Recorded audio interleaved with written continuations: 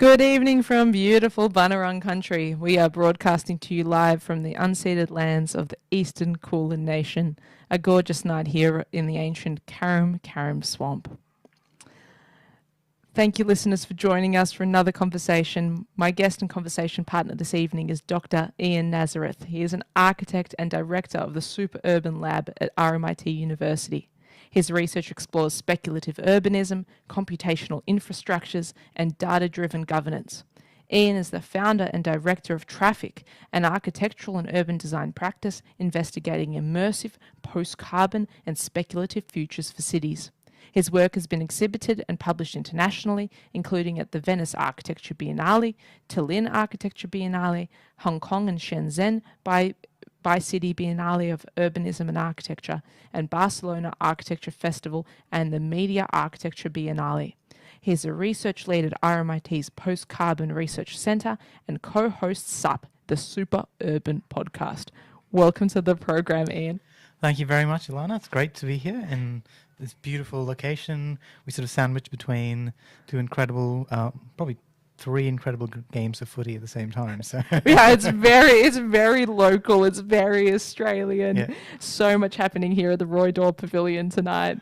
The car park is full. There's utes everywhere and trainings and games happening. Indeed. I believe a congratulations is due. You recently defended your PhD and we get to call you Dr. Ian Nazareth now. Thank you very much. Yeah, it was quite a sort of experience, I think, going through that whole sort of process, especially because so much of it was sort of driven, like practice driven, and trying to kind of find ways in which you connect the kind of things that you're doing as an architect, as a researcher, but into a sort of particular kind of format of reflective practice. So I think that was really useful in trying to perhaps unpack a lot of the things that I've already been doing, but also look at ways in which that shapes the next level of practice, I suppose. So, yeah. I'll go in with a massive question to begin with. Babe, what's the biggest thing you learned about yourself as a designer, an architect, and a creative person during that process?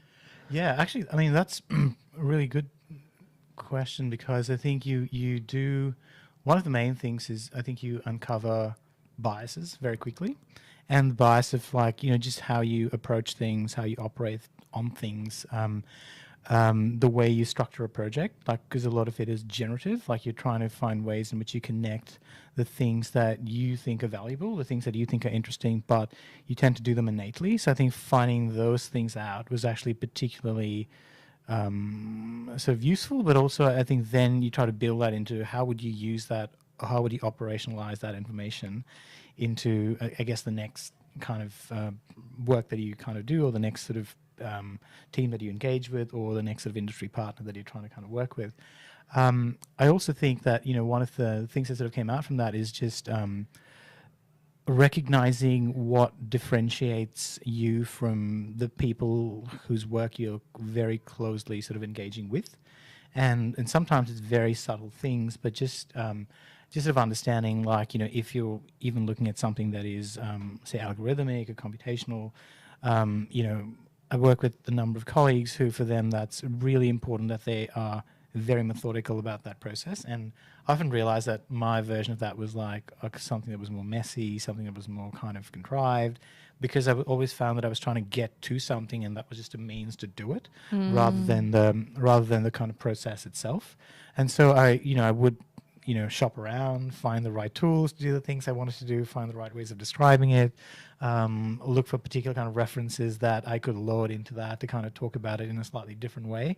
And I think that gave me, a lot of agency to be able to do specifically what I was doing, and trying to load those ideas that often came from I guess places outside the discipline, outside of architecture, it might have been literature, it might have been science fiction, it might have been particular kinds of theories, and then trying to bring them in and say, how can that give us a new way to see the things that we are so familiar with? I love that. It raises this massive question, I think, an eternal battle in design too. Is the process king, or is it just a tool? And we'll jump back to that. Yeah. I think you're at the edge of your seat, because you're a listener to the program, and there's a question I love to ask all my guests. And that is, what's your earliest memory of a building or place? Okay, so maybe a way to start that is, to. So I actually grew up in India, and so grew up in India. I studied architecture in India, registered as an architect in India, and practiced there for a while. But I think my sort of earliest sort of memory, and growing up in a city like Mumbai, which was quite specifically, a very dense urban condition, very minimal amount of planning. So it was a very organic city as opposed to even other Indian cities. So I think if I try to go back to the memory, it's probably the earliest memories are probably not architectural, but they're quite urban.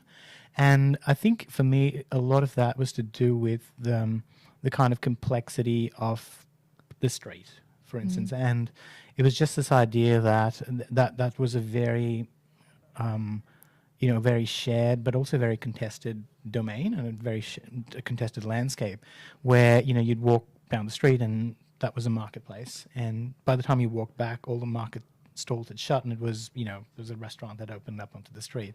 So it was that sort of idea that these multiple things could happen at the same time, and then there were traffic running in all directions across it, but there was a kind of understanding, or I guess a kind of unwritten logic about how that operates, and you kind of knew it. There were, things were stretched to their limits, both legally as well as operationally. Like, there were, you would understand those conditions. Rather much later, I sort of found a language to kind of talk about them, and that came through understanding the two sides of it, which was the formal city and the informal city, and one being quite prescribed and the other being quite sort of organic. And I think that the way those two intersect has been really important for me to understand, a lot of interest that I take forward in practice, but also it's a quality that is really interesting when you try to mine those aspects of it. So I think that would be one of the earliest sort of things. And, someone that I had got a chance to work with much later had a really great line. So Charles Correa talked about that as a great city but a terrible place. and I guess what he was sort of trying to describe is this idea that, all the values that you train to kind of engage with as an architect actually fall apart in those conditions, and then you're forced to kind of look for other kind of behaviors and patterns and logics to kind of not only explain those conditions but also figure out how you might take them into another case and understand them, or export them somewhere else, perhaps. Yeah. How old were you? When did you first start noticing the city and this life of this mechanism, really? Yeah, I think, you're quite, I think you're confronted with it from and I guess when you grow up in that condition, you don't really know anything else. Like that's sort of quite innate. You don't probably have a sort of appreciation for it. Like I think that probably comes much later, and I feel like that for me there was always a battle with that, trying to understand like, when you look at that condition, because you're so used to it, and it's chaos. Your first instinct is to not be very fond of that condition. Judgment. And you're like, oh, this is terrible. Why can't it be like that? Mm-hmm. And so you slowly kind of learn what makes it work, and what are the conditions. And for me, that's really important, understanding the conditions that enable something to happen rather than the thing that happens itself. And so I think for me, understanding that was actually quite important. But like I mentioned, like that you don't know a different condition, and that tends to be like, the default condition of the city that you kind of engage with. And then, but then you start to recognize that more specifically when, you engage with any kind of architectural, study that starts to kind of isolate a particular thing and look at that thing or an object or a set of objects, and then you're like, okay, now these are two separate things, but you understand them as being connected, and you're trying to look for that difference. So yeah. And trying to unpack, how does it work? Why is it good? What can we learn from it? Why architecture? Yeah, who influenced you? It's a good, it's a tricky question, and I feel like if I go back, like if I had to pin it down to something specific, or a couple of things specifically, like one was just drawing, right? And I think there was no one in my immediate or extended family that had anything to do with architecture. There was lots of doctors and people in finance, and who always who always talked to me about like, oh, you should, like, my father really wanted me to be a doctor, and I realized very early that that was not for me. Even though I was really interested in it, I couldn't fathom being pulled away from stuff in the middle of the night. And then little did I know that architecture is exactly that. Worse. So, yeah, and so I feel like I got interested in architecture for a whole range of reasons that I quickly realized I had to unlearn when I started studying architecture. But for me, one of the key things was, like I said, drawing, and drawing very large, paper that came out of finance reports, like so you're like literally drawing paper that's like 3 meters long and stuff like that. So I really enjoyed that for a long time, and I think it might have been in like, I don't know, grade 3 or grade 4 in school, where at the end of the year, like if you did well in school, you got like a voucher, and you could go and buy a book. And I think one of the first ones I got was How They Were Built. And was a really amazing kind of illustrated book about like all the kind of important sort of monuments in the world, and describing all the kind of construction methods and how they're put together. I was like, at that point I was really absorbing all kind of statistics, like all numbers. I don't pay any attention to them now, but at that point I was really interested in like, oh, this is a trabeated construction method, and this is how you set out an arch, and like it was all kind of historic stuff. And I got really interested in that and trying to work it out. And I think that was the first thing that kind of pushed me. And I felt like after that, I had a lot of other interests, but it always seemed like this is the thing that I'd want to do. Like, and you were interested in the data and the numbers back then. Yeah, the data and numbers was a really kind of, and it was not just architecture. Like, one of my other wasn't professions that I wasn't certain about would be an automobile designer. But it's a car, like, understanding that and knowing all the statistics of that was like really important. I think the point at which I actually stopped memorizing all that data was when I was talking to, I think, one of my uncles who used to work with Boeing, and when I met him, I was like telling him all the stuff about the plane, and he sort of says like, "You're like an encyclopedia of useless information." And I was like, "Oh, you're probably right, because I don't need to know all this stuff, but I just like rattling off these statistics about wingspan to you actually have no meaning." So, but I think it was like that point you realize that, okay, you got to know all this stuff, but then how you apply it, how you think about it becomes sort of relevant. And I think, I still kind of think, look at that even today in like some projects and stuff like that. So yeah. How different was studying architecture in Mumbai? What was it like? Yeah. Okay. So architecture in Mumbai was, I think, and that for me was like a very, like you said, and probably the consistency would be that no matter where in the world you are, the moment you get it, you know nothing about architecture till you start doing it. And I think that sort of applied in those conditions. The course there was quite professionally oriented. Like, it was oriented towards you literally registering as an architect. So all the skills you needed were kind of taught to you in the course. Like, there was a lot of we had a lot of mechanics, a lot of structural calculations. We had lots of the technical aspects of drawing and services for like multiple semesters back to back. Design was obviously like the key component of what we did. Lots of history, like history was kind of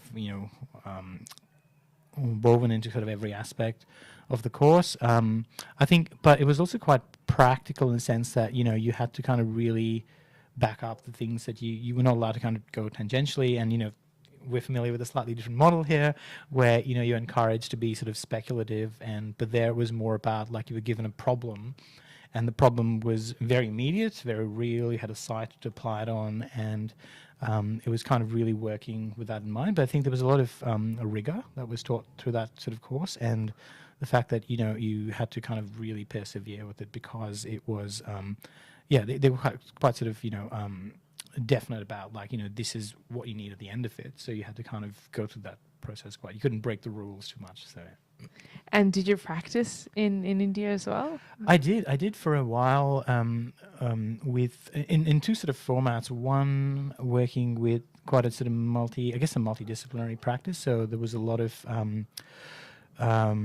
interior projects, architectural projects. They were sort of just building a really amazing portfolio of working with the museum, like doing a lot of galleries. So I kind of got really interested in doing a bit of that. They had part of their practice was sort of advocacy around equal access and things like that. So, like we would have like these really amazing kind of stakeholder sessions and things, but lots of design, and it was very quick. Like you were churning out like designs, and presenting them and then talking about them, and then they were on site before you kind of knew them. And I think one of the really interesting projects there was actually a school that we worked on for a community in Gujarat that's further north from Mumbai, and I think that was only project was a fully architectural project that you got to do. The others were very sort of fast kind of churn interior projects and sort of other bits and pieces. And actually following that, I worked with the Urban Design Research Institute. That was a sort of practice that was initially set up by Charles Correa. And when I sort of joined the practice, he was at that point, I think he was kind of, retiring, perhaps, working on his sort of working on his archive for the RIBA at the time. So there wasn't too much interaction, but there was some really interesting kind of projects we did. It was at the time I worked quite a bit with Rahul Mehrotra, who you might know, and some listeners might know. He writes quite extensively on the city, but also has a really interesting practice of his own, and also a professor at the GSD at Harvard, like dealing with housing and urbanization. And so in that sort of realm, we are working on very large-scale projects, like more the development plan for the city, running a lot of, these sort of advocacy stakeholder kind of groups, but really prefacing what the value of design was in those instances. There was the revitalization of a very large piece of port infrastructure. So in India, like rather in Mumbai, the very large sort of area of the port was actually land that was owned by the central government, which I guess you'd call the federal government here, but it was land owned by the federal government in the city. And when they decide to kind of release that land, they would start selling it rather than giving it back to the city. And then so the city gains nothing from that. So we were working on a lot of those sort of ideas about how do we deal with those? And there's probably still debates going on about them. So, but they were really interesting things because that was a really sensitive area of wetland, not dissimilar to where we are now. But I think it's sort of this idea of how do you deal with that infrastructure? How do you deal with migratory parts of birds? But also at the same time, there's a whole bunch of ships being disassembled there, which is kind of wild. And then further on is like the naval the naval port, so you couldn't actually go anywhere near that. So I want to pick up on that point about prefacing design and being design led. In that environment of rapid construction and busyness that most of us couldn't even imagine, did you have to fight to advocate for the value of good design? Or was it a bit more innately understood? Yeah, no, very much. No, I think it's. I think what tended to happen, and there might be parallels for this elsewhere, but I think what we encountered very quickly was even approaching any sort of group or any even media or anything like that. I mean, the moment you sort of use the word design, in that context, it was often read as something unnecessary or elitist or something like that, So often you had to kind of slip in like planning. And the moment you said that, it was all fine. You could go and talk to the municipal corporation and they'd be very happy to kind of listen. So, there was a bit of, a subterfuge in that kind of discussion. So do we have a global problem then? Well, yeah, I think it's, it's sort of relative to, I guess, the scale of a project, because at some level you realize there is people are looking to foreground or put design right up at the front in order to get a foot in the door, because that might be perceived as something that's necessary. And the moment that happens, then the rest takes over. And I think that's a real danger, because then there's a whole range of professionals that are kind of catering towards that particular mindset. But I think in other instances, like I feel like it's also a case of trying to negotiate what your role is in those projects, or like what the agency of what you bring, and and that's not very dissimilar to the things that I have to kind of contend with at the moment, where the moment you kind of step outside, talking to other designers, and the moment you've engaged someone else, you realize what needs to kind of change very quickly, and or the things that the way you might describe something or your idea about something is you might have to kind of really work at how that lands into, or how it might be received by another discipline. And I suppose they might think that they have the same kind of issue when talking to us, but and I think it's also like understanding there. I think the value of what we bring to that discussion that becomes sort of important to articulate in a language that is kind of clear for them to recognize. So you think it's ultimately a comms issue? That's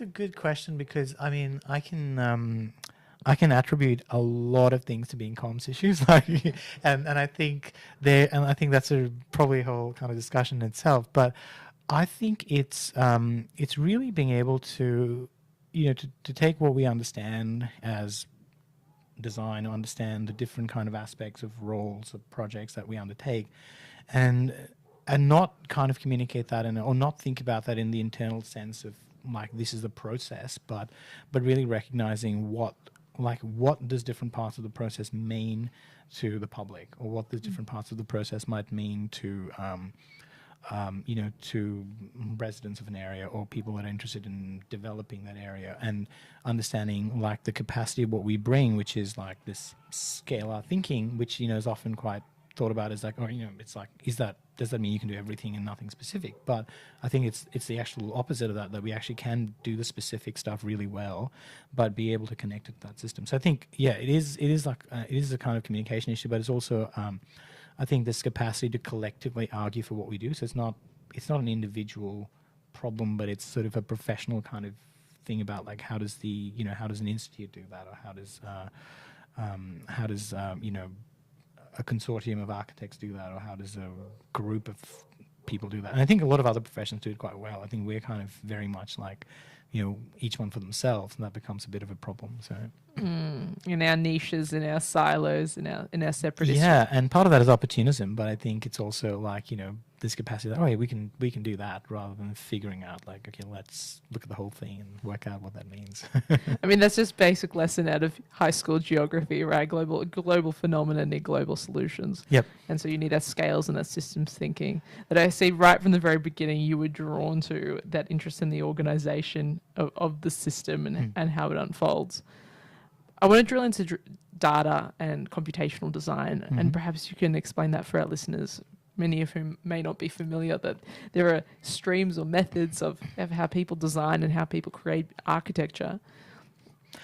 Sure. Yeah, I think it's sort of a really interesting realm, a domain, and as you sort of described, there's many different levels at which that happens. I mean, you could possibly argue that every design now has some level of computation in it, whether that's it's something that's active or passive. It's still kind of embedded into how we design things. Even the most basic thing employs a particular process that is related to some kind of data or metadata of whether it's a structure or structural member, or it's crowd counting, what happens in a city.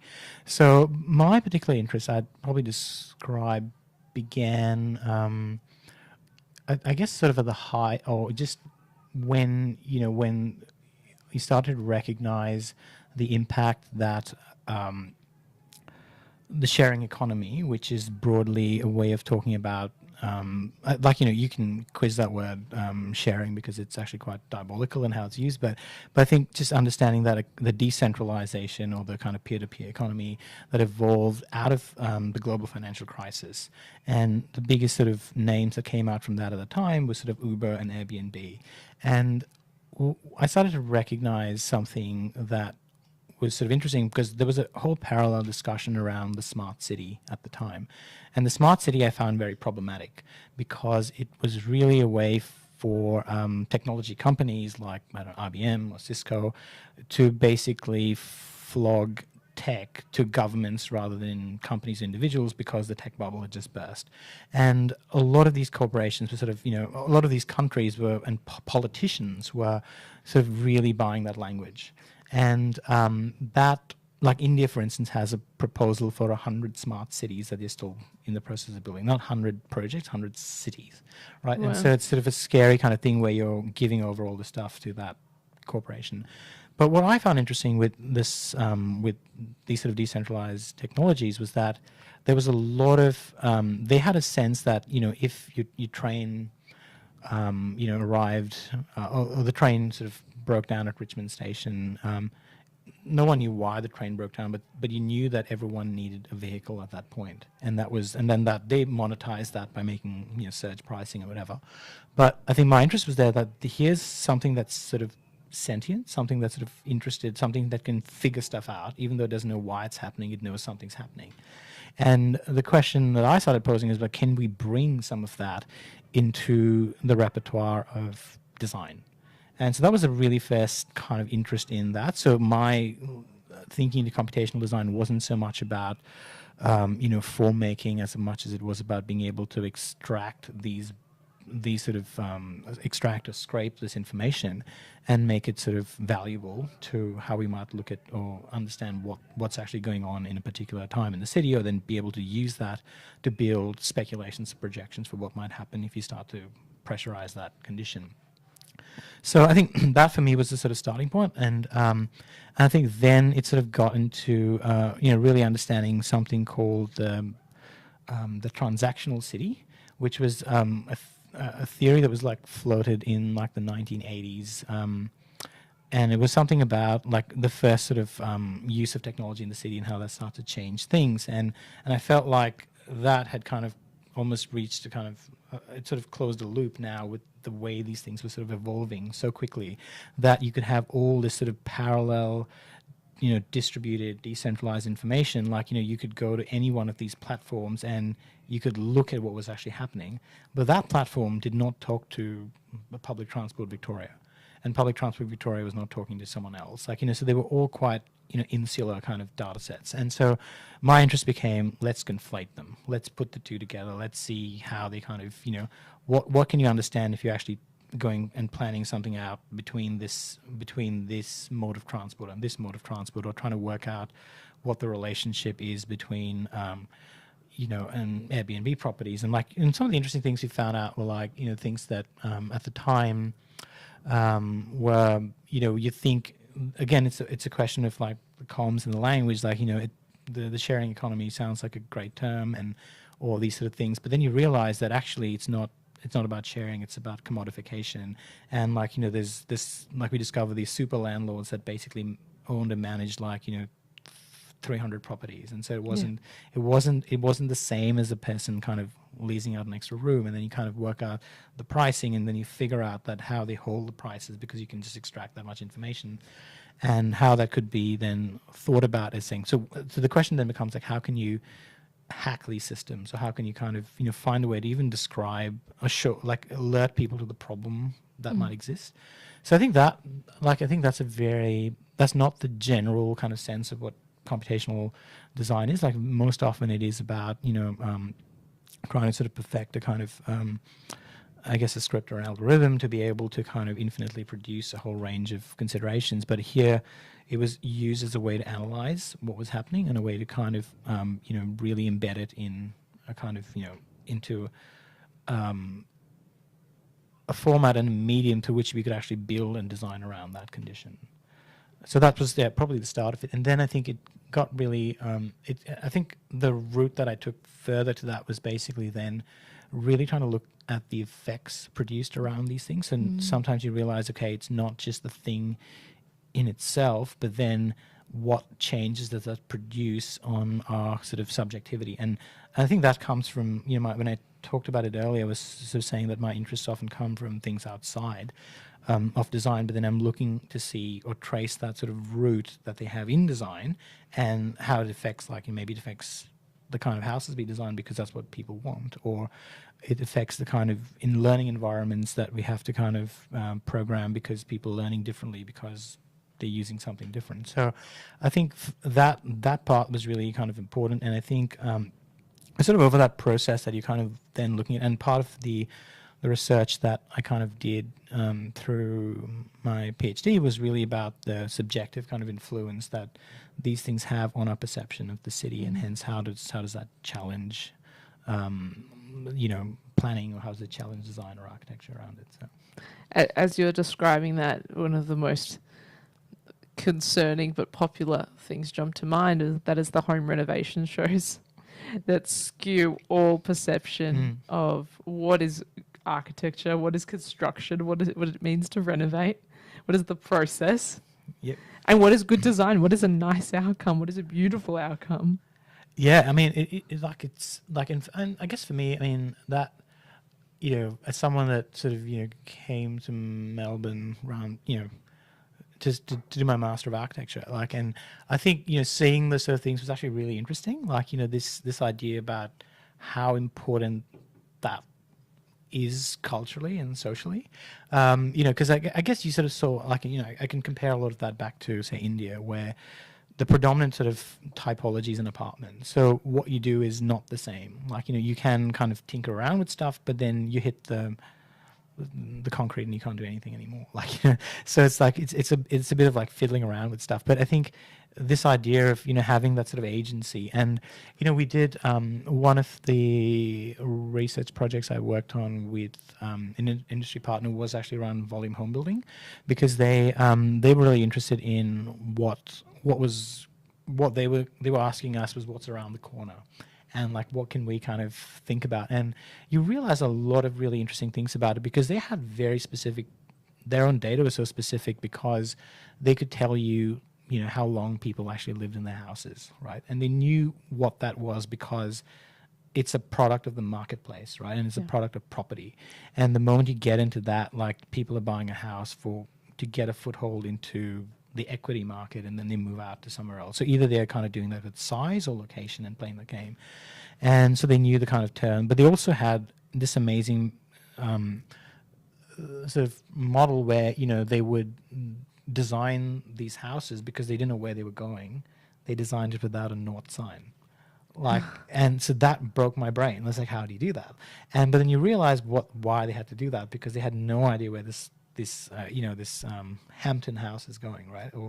And they, the Hamptons for them is not the Hamptons. It's some other Hamptons, right? Or the Venice facade, which direction is it going to face? And so that was really interesting. But then they could tell you that within that they had 260,000 permutations because of how people configure it, or how questions of sustainability are embedded in there, but it's a choice.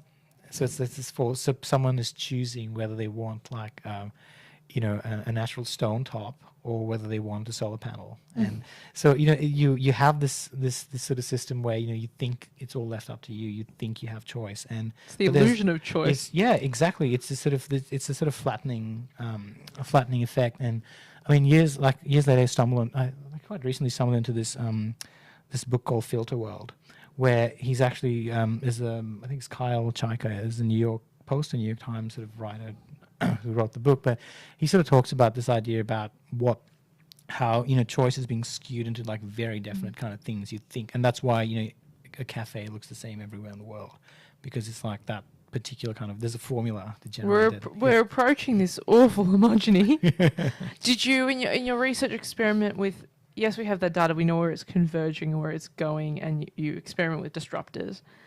But did you get a disruption big enough to break out of that completely at all? To break out of? To break out of the predictable, to break out of the convergence, or say you can affect a system, or you can affect a behaviour in the city. Yeah. Did you manage to disrupt it so big that we got newness? Did you discover the new, that I was educated that there's nothing new anymore?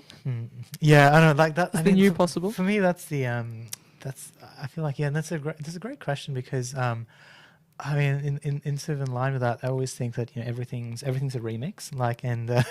And there's this funny thing that came to mind when we were doing one of these, when I was sort of working on one of these projects. Is I kind of described this whole thing and kind of wrote something up about it, and then 2 days later, I found an Archigram project that looked exactly like that. And so I think it's that recognition that whatever I do, it's still Peter Cook doing it. So, but I think still the walking city. Yeah, it's still that. It's still the instant city. It's all those kind of things that are kind of landing differently. So I think one of these areas was where I think so. A lot of the projects sort of are speculative, but they kind of are kind of cited and contingent on conditions, right? So I think one of them was looking at the suburb of Clayton, and I kind of was really interested in, and that was sort of a moment where we'd done all these sort of tests about information and data, and the other thing to say at that point is that I got to a point where we did this. We were invited to a workshop in China, and it was part of a sort of symposium. And when the thing pitches like, okay, we'll take this method that we've been using this in the confines of the city of Melbourne, and then test it out in China. And so the first sort of hurdle was, okay, we don't have Google Maps there, we don't have this there, but we have this other system there, and Baidu Maps. And then suddenly we had to rewrite all the kind of processes to do that. But as a result of that, we actually discovered a whole bunch of other information that platform would give you that this wouldn't. And we could suddenly map like things like the reviews and ratings people were leaving on delivery services, on government agencies and all this stuff. And we started, populating all this stuff to build this model of the city. And that was so interesting that then I said, okay, now we got to work out how we do that in Melbourne, and then trying to work out. And by that time, the Google APIs that have changed, so now basically all the kind of histograms that you get can be sort of extracted. But at the same time, you could extract every review that someone writes, and so you could pull that detailed description into a Rhino or grasshopper model, or you could basically just visually kind of represent it somehow.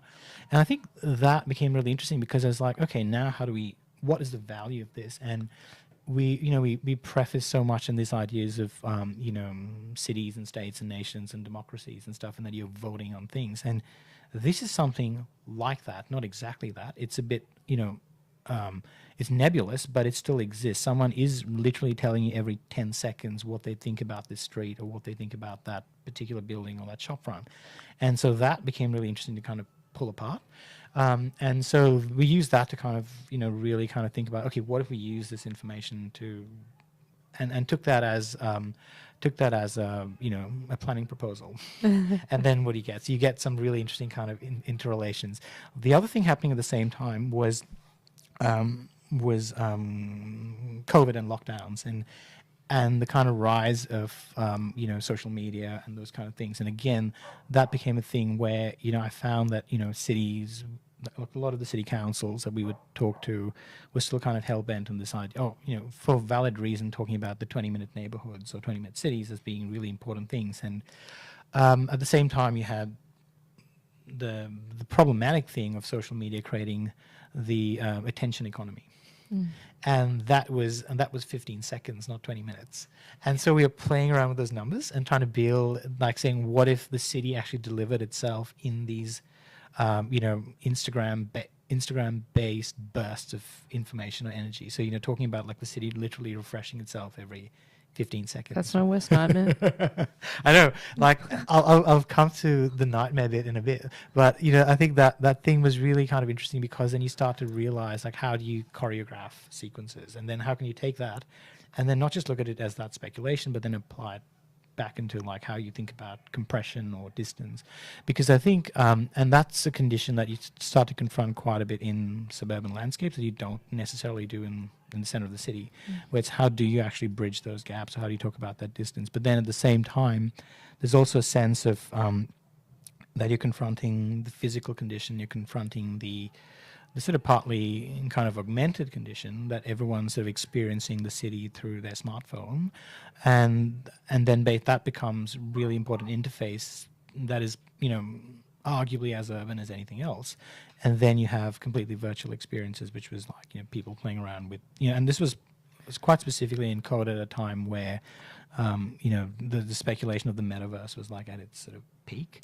And I think that for me was like a really kind of like how do we actually entangle this, like what is it about, and talking about meta realities and those kind of things, which again, like for me, like how do you bring that and make it subject to design, even though like they all have false starts, they don't really work, but someone's saying they might, so let's test them out.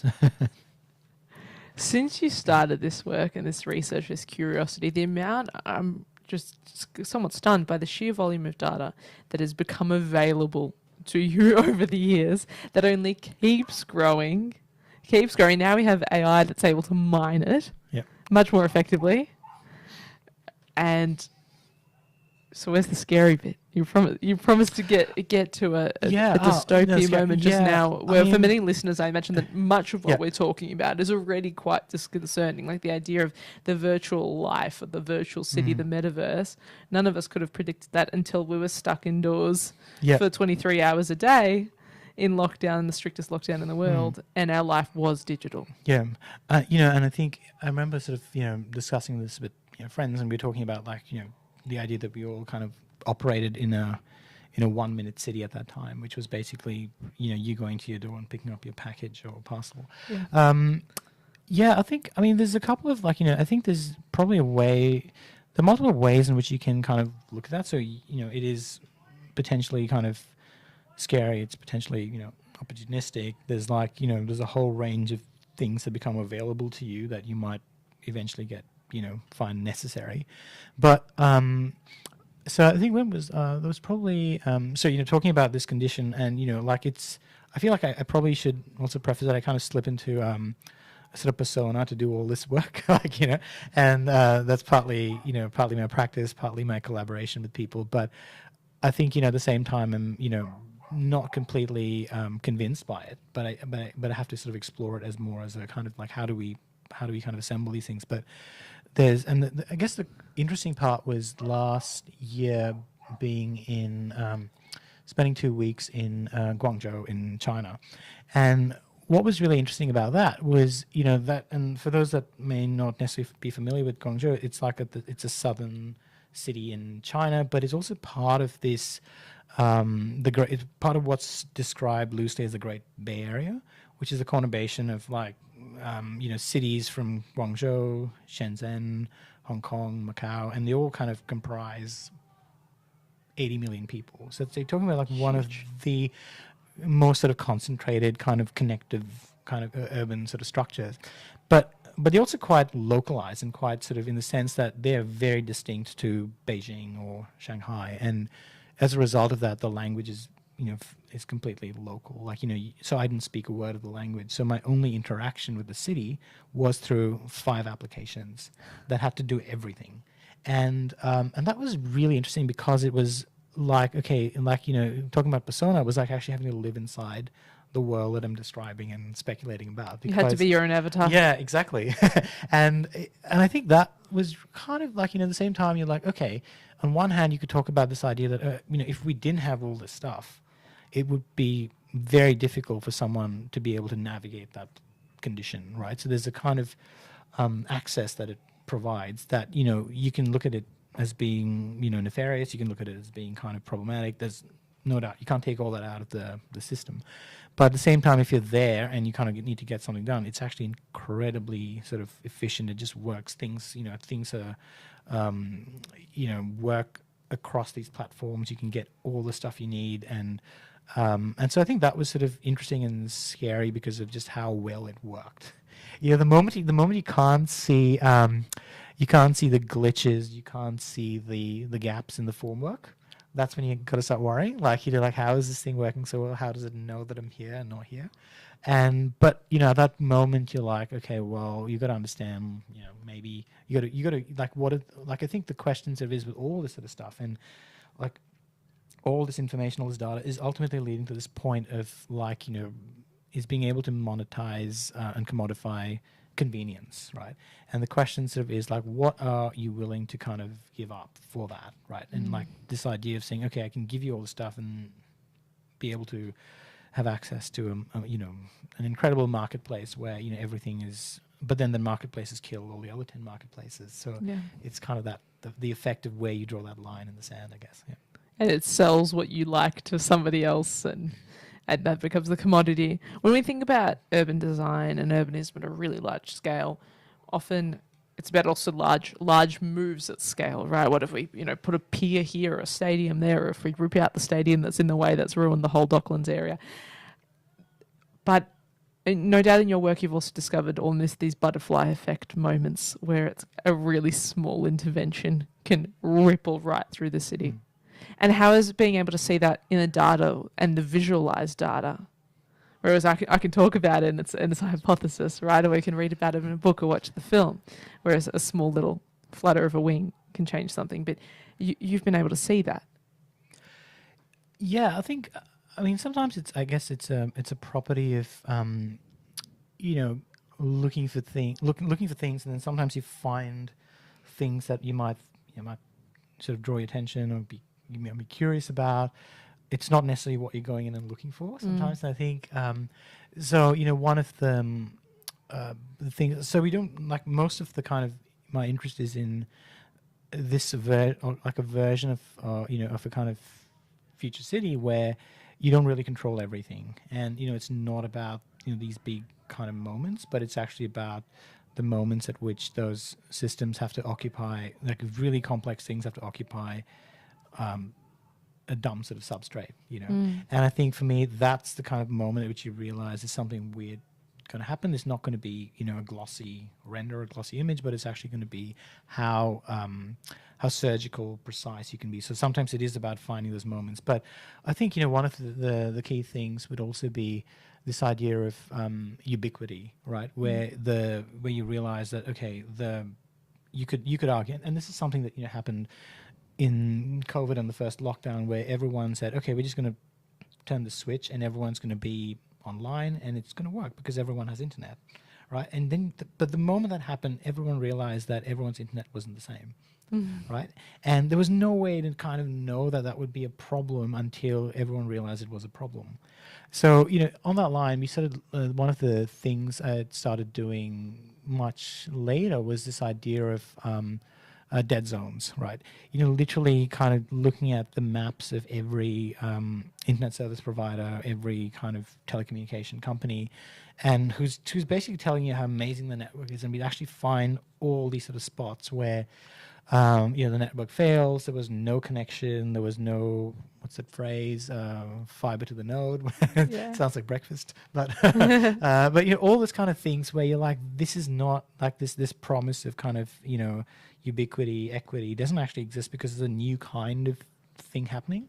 And I think that sort of reminded me, like, you know, one of the things that I just remembered was, you know, when I was a kid, like my uncle was used to write for a tech for a tech paper, and then started his own magazine. And I always remember this article he'd written at the time, which is probably like, I don't know, I'm going to say like the late 90s or something, where it was about the digital divide, which is actually fascinating because it was talking about this divide that happens with access to tech, and we sort of thought we got over that. And you know, the famous sort of thing that came out from that that period of time was Tom Friedman, the author for the New York Times, who wrote the book "The World Is Flat," right?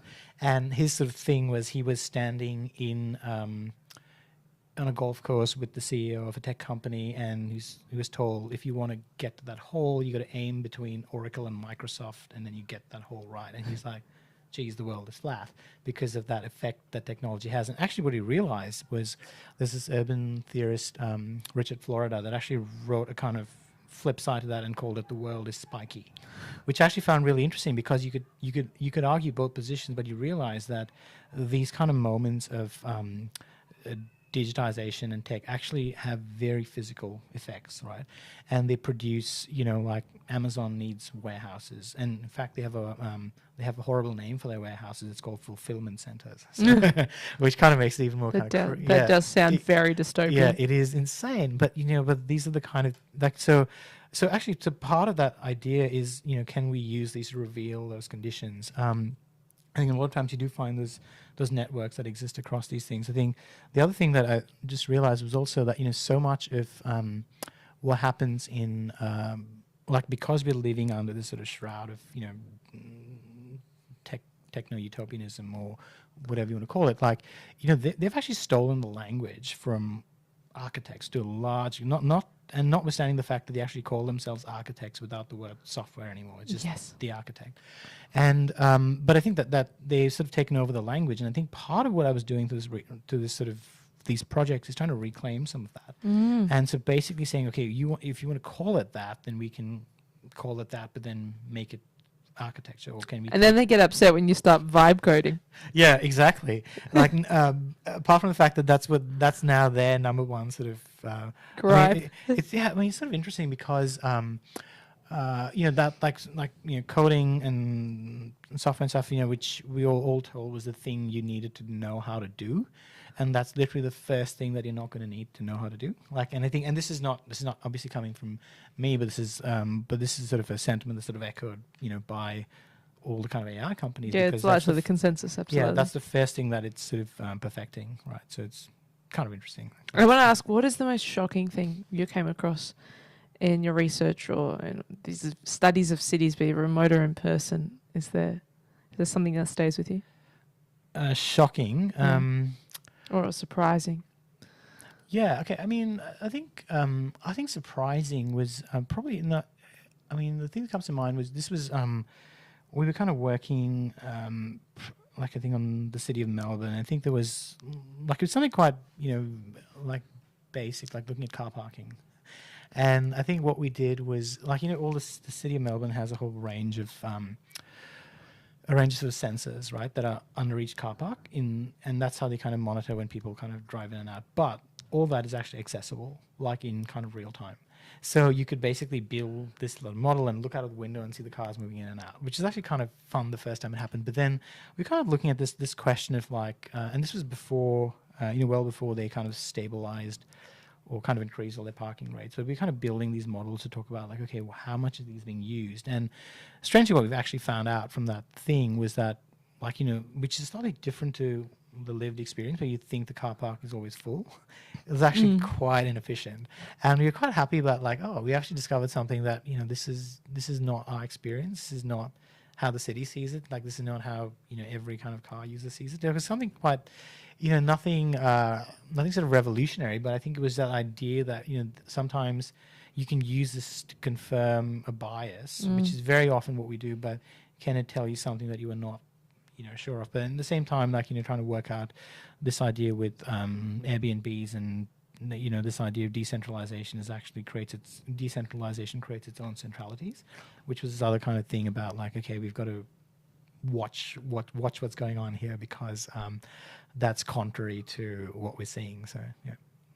I love how this conversation has come full circle in that the biases that we have in our external view of the world, where our core belief, right, our brains process and filter all that information, and then when you have that data set, it can actually be that challenge and that big stop, but also a lever.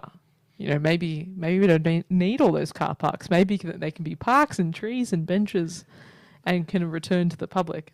Completely. I think and I think that's where I think for me the interest really is in how can we use that to speak a particular language, to be able to talk the language that if this is what's going to prove that case, then here's the information to prove that case. But I think at the same time, I think this recognition that these are not sort of contiguous sort of complete sort of systems, but there's so many breaks in them, and no one really wants to talk about those breaks. The fact that these things don't work, the fact that these systems don't talk to each other. Each of us sort of taken into an environment which is now subject to UI and UX design, which is different to urban design, but you're taken into that space and it's completely controlled, and you see everything working perfectly. The moment you step out of that, they don't the two platforms don't talk to each other. But I think I'm really interested in seeing that as basically sites of opportunity, really trying to understand how do we recognize where those things are and what they can do, and how we can kind of leverage them into our understanding, not just of how we design things, but actually how we might do an analysis or post-occupancy analysis, or the fact that the reason I'd spoken about Clayton earlier was it came from the classic case of being an architect and designer and going and looking at all the planning documents, right, and saying, okay, there's about 6 different proposals that are incredibly large that all kind of overlap in this area. They're all different departments, and they're all happening at different times. Some will get cancelled, some will not, and they're going to have massive changes, but no one is sort of really looking at the combined effect of those changes.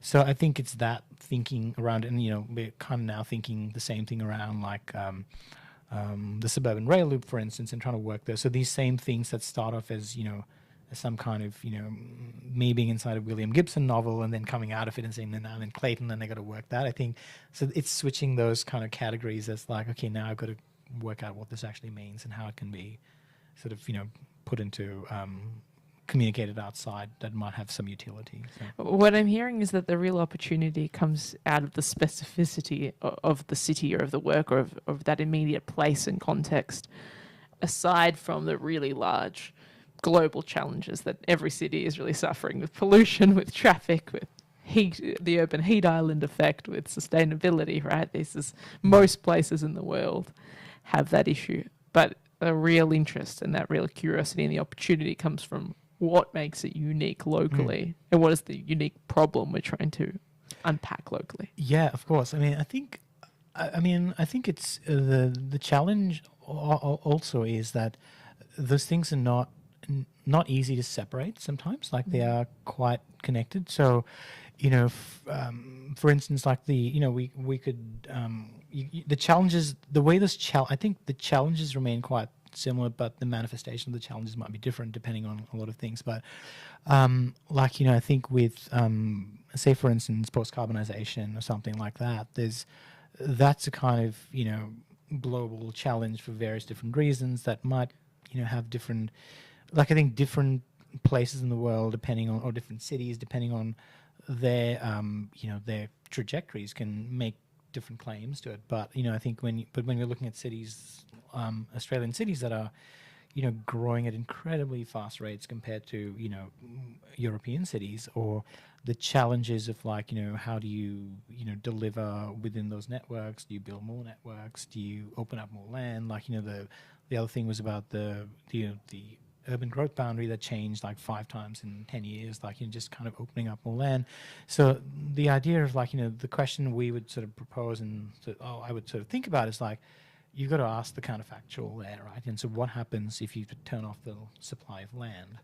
Then what do you do, right? Or like one of the projects we ran was actually a couple of years before COVID, and it was called boldly going nowhere, right? And it was this idea of saying, what if you took just the CBD and said commuting is off limits? What would happen to the city, and how would you kind of intensify networks? What would you do with 10 floors of car parking and all those towers on like Elizabeth Street, right? That no one needs a car anymore. So, and that sounded like something that was like, oh, this is just fantasy. This could never happen. I know, never. Like, and what kind of regime are you living under? Like, and then, so that kind of thinking is like. But I think the thinking becomes like really important to then be able to play out on other scenarios where we've looked at, like the intersection of the car and the city, and like thinking about electrification much later with some of the projects that I was doing with car companies. We're looking at like not just changing a battery, but then figuring out like what if the whole system becomes like this. How do you reset? Like not only like an adaptation might be the first phase, but then what's coming down the track, like, and how does that become more centralized? So yeah. What's the biggest lesson you're wanting to impart on your students to prepare them for this changing world and for engaging and influencing and designing in this changing world? Yeah, I think the thing that I'd want to sort of say would probably be the same thing that I'm like. It's not different to what I'm thinking about trying to do, but I think is imparting that sort of curiosity about like just trying to look at these things, trace them out, try to figure out where that trend comes from, like what is it actually doing, in order to actually, because we're so often like at the receiving end of these things and trying to affect change at that level. But I think understanding where that goes is important. But the key thing was like and this actually comes from thinking about like economic systems, and I'm kind of interested in what that does to architecture. It's a word coined by Nassim Taleb called the word is anti-fragile, and he talks about this in like how can things benefit from stress, and how can things benefit from disruption. And I think that for me is really interesting, just going into the paradigm we're in now, which is like, I don't call it a long emergency or whatever, like from various reasons, like climatic, political, economic, etc. And I think for me that's really important, because I think the skills that we have, the curiosity that we have as architects is actually potentially quite valuable in those domains to really understand how we can deal with that. So I think this idea of, how does disruption lead to new functionality? Like, how can you look for that thing that's causing the trouble and actually operationalize it, or figure out, like, maybe it's about connecting that with something else, and then you work out that they kind of, work together. So I think being able to see across that rather than it being completely sort of linear, I think is really important, and, is a bit more resilient, I guess. Yeah. Perfect segue into my final question, which I think you know what it is, and that is, what gives you hope? What gives me hope? Oh, okay. Yeah, I mean, after all the doomsday talk. Despite like I said, despite my like sounding like I'm droning about the stuff, I'm actually quite I'm just interested in how these things unfold, because I think I think for me the importance, or what being able, sometimes you realize that with the kind of work that I've been doing, it's not, I don't really consider it prediction, but what I do think is it allows you to see around a corner sometimes, right? And I think being able to just understand that we're looking at a whole range of really kind of drastic sort of changes that are coming, and some people are accelerating what that timeline is, and and again, this goes back to reading about this issue for quite a while, and people trying to predict when these singularities happen, and when is artificial intelligence going to be completely equal or even superhuman, and so but I think what's really important is understanding how these things can be valuable, right? And that being prepared for a sort of disruption is actually quite important. To be able to understand that things are not going to always be linear, and this is something that you've also I'm sure engaged with, which is the things that you train to do are never exactly the things that you end up doing, but the kind of the grounding and the kind of thing that you get to do them is actually quite useful to be able to kind of, is malleable enough to kind of hold you in good stead. So it's almost like, I think what gives me hope is that looking at the way the current generation of architects are training, the ones that are kind of really kind of opportunistic. There's a sense that they're willing to kind of take on challenges quite differently, and this is not necessarily a new thing, but it's this idea that you don't look for the standard model. The standard model has failed, so you're looking at the quantum model, and you're kind of going string theory instead of Newtonian. But I think it's this idea of again, the language of platforms comes from tech, but I think what they're actually doing, like Nightingale is a platform. That's how you kind of get those things going. And I think the understanding that expertise that you have can, if you shift slightly, you kind of can build a complete, that's the only way. You have to build a model around it rather than the thing itself. And I see a lot of people doing that in a lot of different ways. I think that's still quite hopeful. Otherwise, we can see the kind of the dizzy end of that stuff. Thank you so much for joining me on the program, Dr. Ian Nazareth. Thank you very much. It was a pleasure. Yeah. Thanks for joining me for another evening of radio architecture with Ilana Razbash. This live show was broadcast and recorded in the Radio Karim studio on Bunurong Country. You can replay the show wherever you get your podcasts. Thanks for tuning in and supporting community radio. Take care. We're Riviera, and you're listening to Radio Karim. Oi, oi, oi, oi. IGA, it's shopping nights. IGA, where the price is right. Seaford North IGA, for your groceries and liquor. IGA Express, there's nothing quicker.